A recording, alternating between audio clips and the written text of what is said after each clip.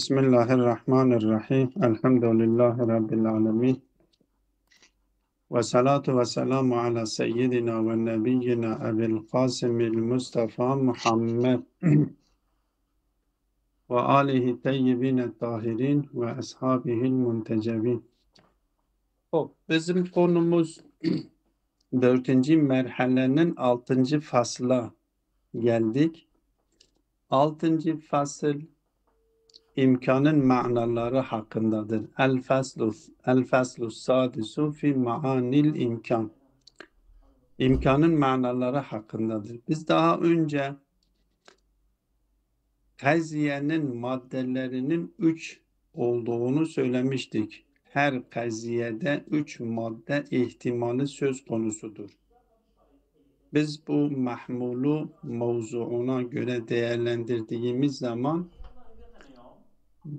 ya mahmul mevzu için zaruridir, yani zaruret ihtimali vardır.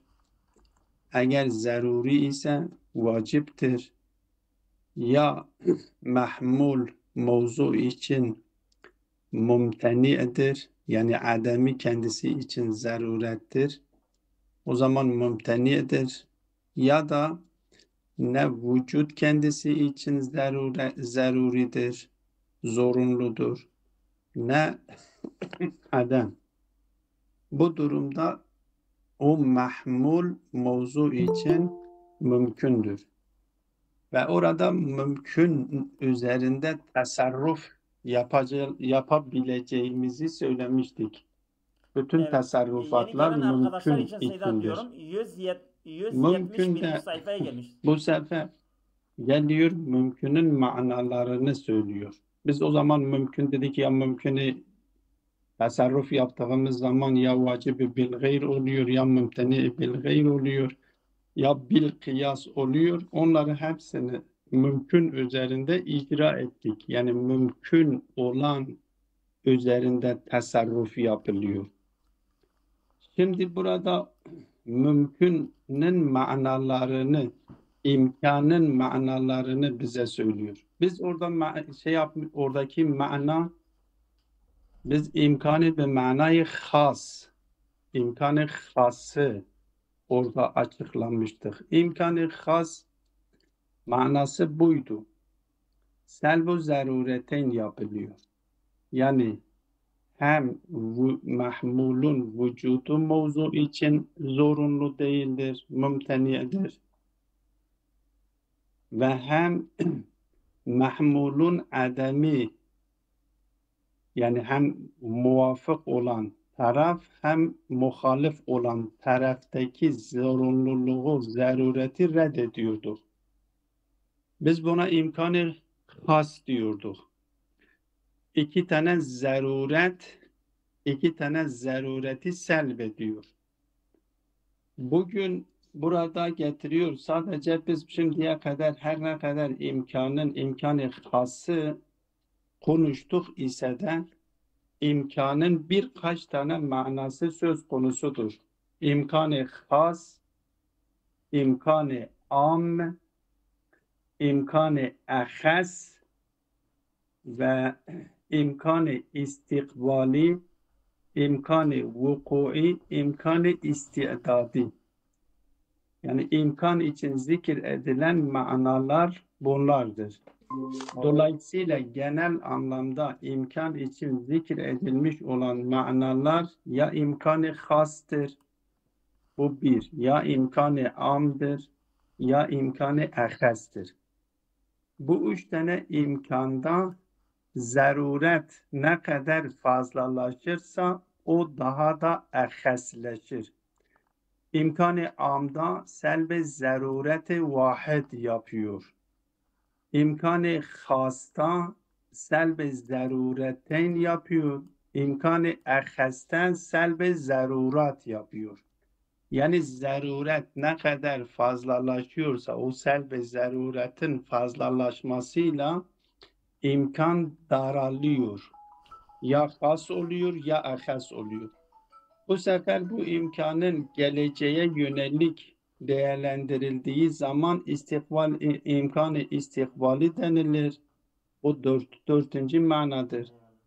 Bazıları da gelecekte yana imkanı vukui ya imkanı istidadi. Yani yaklaşık burada kendisinden bahsedilen 6 tane mana söz konusudur. Herhalde biz bugün 6'sını okuyamıyoruz. İlk 3'ünü okumaya çalışırız. Ya imkanı has manasında, imkanı am, imkanı ahas.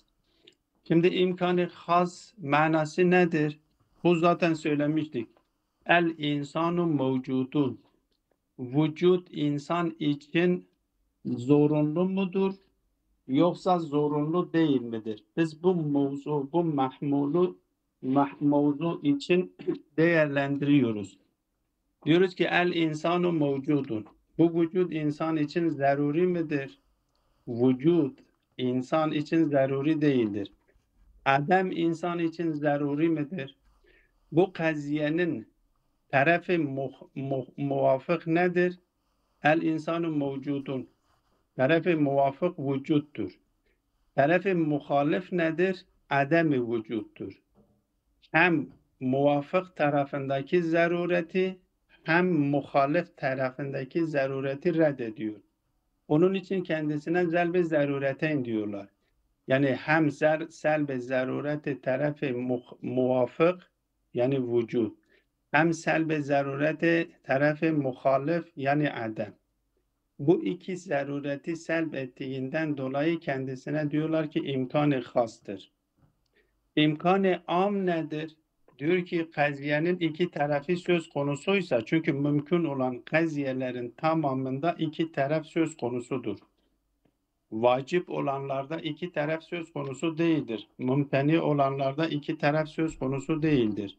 Çünkü vacip olanlarda bizde şerikul bari mevcudun, bu vücut kendisi için zorunludur. Şerikul bari Teala mevcudun, bu vücut kendisi için mümtenidir. Orada iki taraf söz konusu değildir. Bir taraf söz konusudur, vaciptir ya mümtenidir. Ama mümkünde ise iki taraf söz konusudur. İki taraf söz konusu olduğu için biz iki tarafından mı o zarureti nefediyoruz yahut da bir tarafından mı nefediyoruz? Diyor eğer biz bir tarafından nefediyorsak, iki tarafından nefediyorsak o zarureti, bu imkanı hastır. Ama yok, eğer bir tarafından ister tarafı muhaliften bir tarafından reddediyorsak, yani tarafı muhaliften reddediyoruz, tarafı muvafık hakkında susuyor. Tarafı muvafık hakkında sustuğumuz zaman hem o tarafı muvafık hem vaciple uyum içerisindedir, hem mümteniyle uyum içerisinde olabilir. Eğer tarafı muvafık müsbet ise vaciple uyum içerisinde olabiliyor. Eğer tarafı muvafık selb ise o zaman mümteni ile muvafık olabilir. Dolayısıyla tarafı muvafık hem vücutla muvafakat içerisinde olduğu için hem mümteni ile muvafakat içerisinde olduğundan dolayı buna imkanı am deniliyor. Yani am denilmesinin sebebi vacip ve mümteni ile uyum içerisinde olduğu içindir. Mesela farz edelim, biz diyoruz ki el insanun mevcudun. Bu insanın mevcudun tarafı muvafık nedir? Tarafı muvafık, biz biliyoruz ki Adem insan için zorunlu değildir, zaruri değildir. Ama vücut insan için zaruri midir, değil midir? Meskutun anhudur. Sonradan biz tahlil ediyoruz ki kendisi için vacip de olabilir, mümkün de olabilir. Dolayısıyla taraf-ı muhaliften yapılıyor. Taraf-ı muhaliften selb-i zaruret yapıyor. Ama taraf-ı muhalif vaciple uyum içerisindedir. Vacip de olabilir, mümkün de olabilir. O vaciple ve mümkünle uyum içerisinde olduğundan dolayı biz buna am diyoruz. Eğer kaziye salibe ise el insanu leyse bi hacerin. El insanu leyse bi hacerin, O zaman insan neyse bir hacerin tarafı muhalif muvafık Hayır, nedir? hayır ders maba var Ramazan için. Alo, ses geliyor, bir ses geliyor o taraftan. Kadri hocam herhalde sizden ses geliyor. Bende mi? Bir ses geliyor o taraftan, bir ses geliyor arkadaşların bir şeyi açıktır bilmiyorum Öyle mi? kimindir. Abi Evet. ben kendimi kapatıyorum. Ha, ses gelmese şey olur Tamam, çünkü kapat. gıcıntı Kapat. yapıyor. Kapat. Hop. İmkanı am da öyleyse nedir? Selbe zarureti vahid yapıyor. Bu selbe zarureti vahid de tarafı muhaliften yapıyor. Hop. İmkanı aheste nedir? Diyor imkanı aheste 3 tane selbe zaruret yapıyor. Yani selbe zaruret ne kadar fazlalaşırsa o kadar haslaşıyor. Birinci, öyleyse imkanı amda selbe zarureti vahid yapıyor tarafı muhaliften. Tarafı muvafıkta meskutun anhudur. İmkanı hasta selbe zaruretin yapıyor. Bu selbe zaruretin hem tarafı muvafık hem tarafı muhaliften yaptığı için zaten mümkündür. İmkanı has dışında imkan dışında başka bir şeyle uyum içerisinde değildir. İmkanı am, vücub ve mumteni ile uyum içerisinde olduğundan dolayı am deniliyor. Ama selb-i zarureten yaptığımız zaman ne vaciple uyum içerisindedir, ne mumteni ile uyum içerisindedir. Çünkü hem vacibi kendisinden reddediyor, selbediyor, hem mumteniliği kendisinden selbediyor ve reddediyor. Dolayısıyla sadece kendisine aittir. İmkanı eheste hem selbe zati yapıyor. Selbe zarureti zati yapıyor. Hem selbe zarureti vasfi yapıyor. Hem selbe zarureti vakti yapıyor. Yani ne o kendisine haml edilmiş olan mahmul vasıf olması itibariyle ne zaten kendisi için zaruridir, ne vasıf olarak kendisi için zaruridir, ne de herhangi bir vakitte kendisi için zaruridir. Dolayısıyla burada 3 tane zaruret selb edildiğinden dolayı biz buna diyoruz ki imkanı ehaz. Biz bugün bu 3 tanesini okuyalım. Ondan sonra bakalım diğer imkanları da sonra bunu tatbik edelim. El faslu sadisu fi ma'anil imkan. 6. fasıl imkanın manaları hakkındadır. El imkanul mebhusu anhu hahuna huve la daruretel vücudi vel ademi bin nisbeti ilel mahiyetil me'khudeti min haythu hiye. Şimdi buradaki diyor ki bahsedilen imkan, kendisinden bahsedilen imkan, diyor ki la daruretul vücudu vel adem. Yani o imkanı has manasındadır. Ne vücut kendisi için zaruridir ne adem. Elbette o vücut ve adem kendisi için zaruri değildir. Bin nisbeti ilel mahiyetil me'khudeti min haythu hiye. Min haythu hiye mahiyetin kendisini bizzatihi kendisini dikkate aldığımız zaman ve mahiyetle birlikte herhangi başka bir şey tasavvur etmediğimizde mahiyet mesela insan mahiyetini düşününüz, şecer mahiyetini düşününüz, hacer mahiyetini düşününüz. Herhangi bir mahiyeti biz tasavvur ettiğimiz zaman o mahiyeti vücut ve ademle değerlendiriyoruz. Vücut ve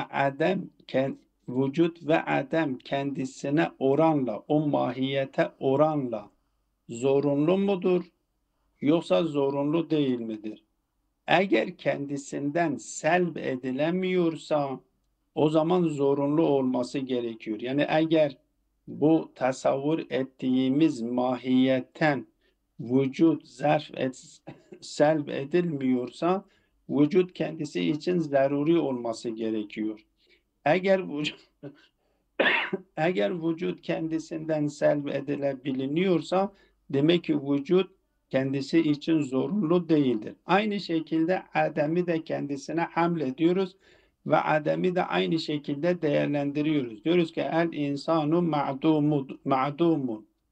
Bu Adem insandan selb edilebilir mi? Yani vücuda dönüşebiliyor mu?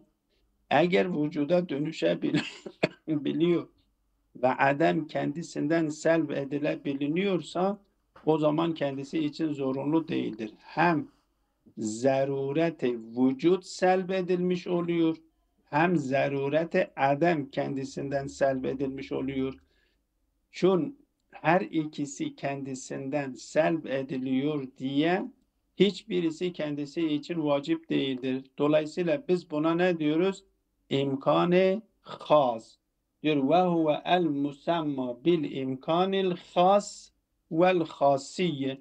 Ve has demesinin nedeni de iki nedenden bazen diyorlar. İki nedeni vardır.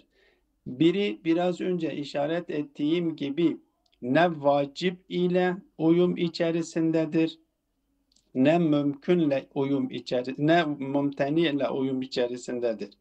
Çünkü her ikisini hem vacibi kendisinden selb etmişiz, hem vücudu kendisi vacibi evet hem imtinayı kendisinden selb etmişiz, hem vücubu kendisinden selb etmişiz. Dolayısıyla ne vücubla uyum içerisindedir, ne imtinayla uyum içerisindedir. Vücub ve imtinayla uyum içerisinde olmadığı için kendisine hastır.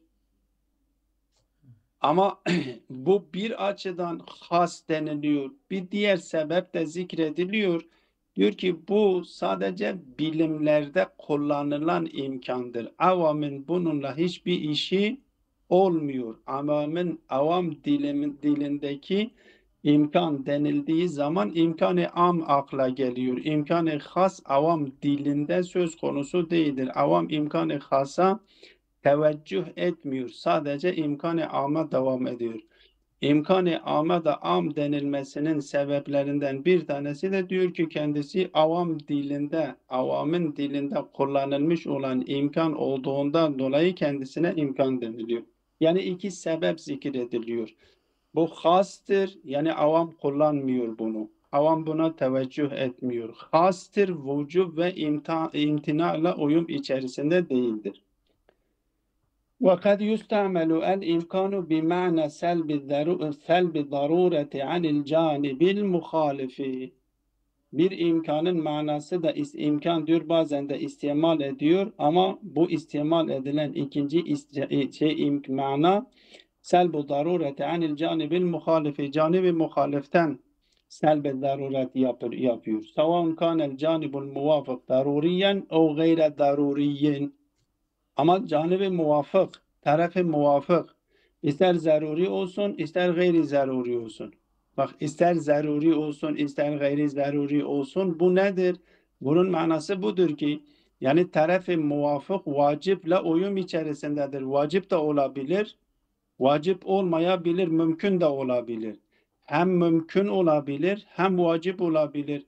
Mesela Zat-ı Bari Teala mevcudun dediğimiz zaman bil imkanil am. Zat-ı Bari Teala mevcudun bil imkanil am dediğimiz zaman diyor ki Adem tarafı muhalifi bu kaziyenin tarafı muhalifi nedir? Adem'dir. Adem Zat-ı Bari Teala için zaruri değildir. Bu zarureti selb ettik. Ama tarafı muvafık ki vücuttur. Aya Zat-ı Bari Teala için zaruri midir değil midir? Diyor ki imkanın kendisinden anlaşılmıyor. İmkanı am dediğimizden dolayı o imkandan anlaşılmıyor. Onu dışarıdan tahlil etmemiz gerekir. Vacip bakıyoruz ki kendisi için vaciptir. Öyleyse bu imkan vaciple de uyum içerisindedir. Aynı şekilde biz insan için de diyoruz. Diyoruz ki el insanu mevcudun bil imkanil am. O taraf imkanil am dediğimiz zaman taraf muhalif ki Adem'dir. Adem'i selb yaptık. Öyleyse Adem'in kendisi için zaruri olduğunu reddettik. Eğer Adem kendisi için zaruri olmuş olsaydı mevcudun bile diyemezdik. El insanu mevcudun bil imkanil am. Eğer mevcudun diyor ise demek ki o Adem kendisi için zorunlu değildir. Eğer zorunlu olmuş olsaydı ben mevcudun diyemezdim. Aynen Zat-ı Bari Teala'da olduğu gibi Zatul Bari Teala mevcudun bil imkanil am. Öyleyse Adem kendisi için zorunlu değildir. Bu zorunluluğu tarafı muhalif olan ki Adem'dir. Adem'in zaruri olduğunu reddettik. Eğer Adem kendisi için zaruri olmuş olsaydı zaten mevcudun diyemezdik. Ama tarafı muvafık nedir ki vücuttur? Adem'in tarafı muvafıkı nedir? Kaziyedeki tarafı muvafık nedir? Mevcudun. Vücut kendisi için zaruri midir, değil midir? Diyor ki Zat-ı Bari Teala'da bu zaruridir. Öyleyse bu imkanı am zaruretle uyum içerisindedir. İnsanda ise vücut kendisi için zaruri değildir. Öyleyse mümkünle ne yapılmış oldu? Mümkünle uyum içerisindedir. Kendisi her ikisiyle bu imkan her ikisiyle hem vacip hem mümkün hem mumteni hem mümkünle uyum içerisinde olduğundan dolayı imkanı am deniliyor. Onun için diyor ki ve savaun kana canibul muvafık daruriyen o gayre daruriyen canibul muvafık eğer kaziyenin mahmulu vücut ise canibul muvafık vücuttur. Eğer kaziyenin mahmulu adem ise canib-i muvafık ademdir. Canib-i muvafık diyor ki kendisi için zaruri olabilir. Eğer vücut ise taraf-ı muvafık zaruri ise vacip oluyor. Eğer mahmulu adem ise taraf-ı muvafık ademdir. O zaman adem kendisi için zaruridir. O zaman mümteni olmuş oluyor. Dolayısıyla mümkün hem vaciple uyum içerisindedir, hem imtinayla uyum içerisindedir. Her ikisiyle uyum hem de mümkünle uyum içerisindedir. Zaten zatı itibariyle de mümkündür. Hem de mümkün yani her halükarda imkanı hasla uyum içerisinde olması kesindir. Ama bu imkanı hasla uyum içerisinde olmakla beraber ya vücubla uyumdur ya mümteniyle ya imkanı hasla uyumdur. Onun için kendisine am denilir. فَيُقَالُ اَشْشَيْءُ الْفَلَانِيُّ مُمْكِنٌ yani eyleyse bir mümteni'in. Mümteni değildir. Ama وَهُوَ الْمُسْتَعْمَلُ فِي لِسَانِ الْعَامَّةِ diyor ki bu amın lisanında kullanılıyor. اَعَمٌ مِنَ الْاِمْكَانِ الْخَاسِ الَّذِي يُسَمَّ اِمْكَانًا آمِيًّا وَآمًا ki bu a'amdir imkanı hastan o has yukarıdaki okuduğumuz imkanı has ve hasiden am olduğundan dolayı burada işaret bir sebebe işaret ediyor diyor avamın dilinde kullanıldığı için kendisine imkanı am deniliyor. Ama işaret ettiğim gibi sadece avamın dilinde kullanıldığından dolayı değildir. Bu bir sebeptir. İkinci bir sebep de kendisi imvucub ve imtina'la ve imkanı hasla uyum içerisinde olduğundan dolayı kendisine imkanı am deniliyor. Liza yusamma imkanen amiyen ve amen. Bu imkanı ammi de deniliyor, imkanı am de deniliyor. Yani imkanı am öyleyse sel ve zaruret yapıyor, sel ve zarureti vahid en tarafil muhalif yapıyor. Bu da ikinci manasıdır. وَقَدْ يُسْتَعْمَلُ فِي مَعْنَا اَخَسْ مِنْ ذَٰلِكَ yani zaruretler ne kadar fazlalaşırsa onun daralması o kadar fazlalaşıyor. İmkanı amda bir tane zaruret selbediliyor. İmkanı hasta iki tane zaruret selbediliyor. Ama imkanı aheste en azından 3 tane zaruret selbediliyor. Şimdi bunları bize anlatıyor. وَقَدْ يُسْتَعْمَلُ فِي مَعْنَا اَخَسْ مِنْ ذَٰلِكَ bundan daha has olan o has bir manada da kullanılıyor. وهو سلب الضرورات الذاتية والوصفية والوقتية. Hem zati olan zaruratları reddediyor, selvediyor, hem vasfi olanları selvediyor, hem vakti olanını selvediyor. Nasıl ki kavlina el insanu katibun bil imkan. El insanu katibun bil imkan. Bu katip zaten insan için zaruri midir? Değildir. Vasfen kendisi için zaruri midir? Değildir. Vakten kendisi için zaruri midir? Yani herhangi bir vakitte bu katibiyet kendisi için zaruri midir? Biz zihnimizde tasavvur ediyoruz ha. Dışarıda o katip yazıyorsa kitabet haletinde ise o kitabetin kendisi için zaruri bir şart-ı mahmul o zaruridir. Şimdi biz zihnimizde tasavvur ediyoruz. Zihnimizde bu tasavvur ettiğimiz insan zaten katip midir? Yok. Zaten katip değildir. Öyleyse selbe zarurete zati katibiyetin zaten insan için zaruri olmadığını bu imkan işaret ediyor. Vasfen kendisi için şey midir? Vasfen kendisi için kitabet haletinde değilse bu vasıf kendisi için zaruri midir? Diyor yok zaruri değildir. Çünkü insan katip olmayabilir. Kendisinden selvedilebiliyor.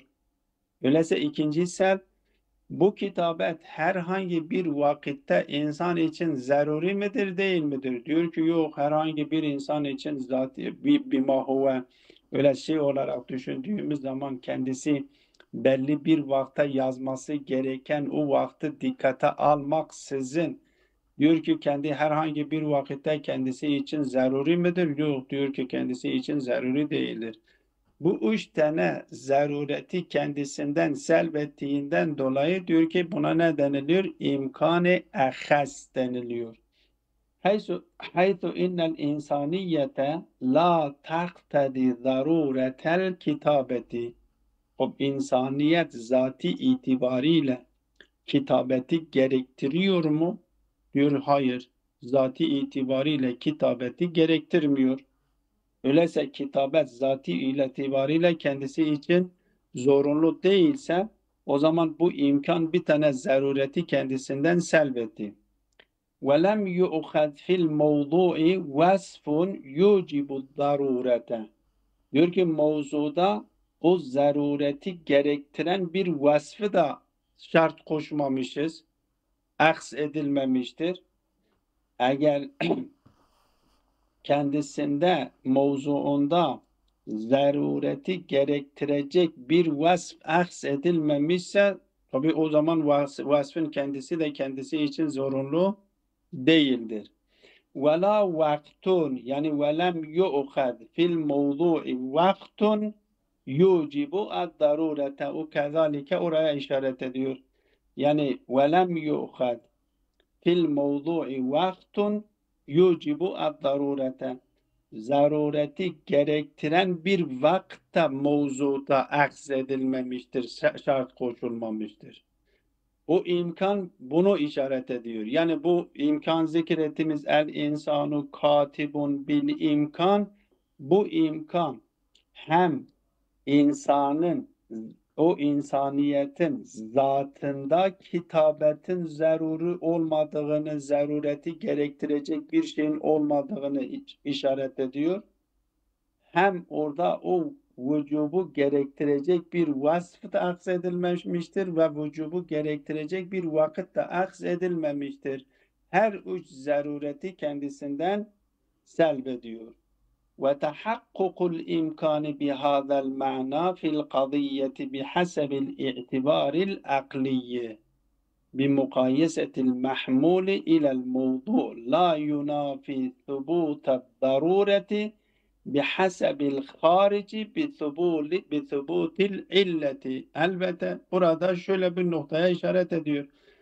Bu biz illetini tasavvur etmeksizin bunu tasavvur ettiğimiz zaman durum böyledir. Yani biz bunun illetini kendisine tasavvur etmediğimiz zaman bu imkanın her üç zarureti kendisinden selb ettiğini bize yapıyor, bize ifade ediyor. Ama eğer illetiyle biz bunu tasavvur edersek o zaman vacib-i zarureti bil gayr oluyor.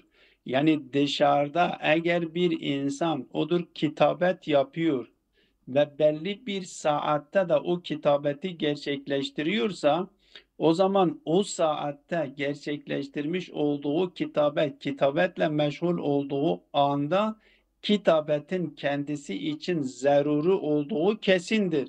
Ama o illetiyle tasavvur edildiği zaman bu zaruret söz konusudur.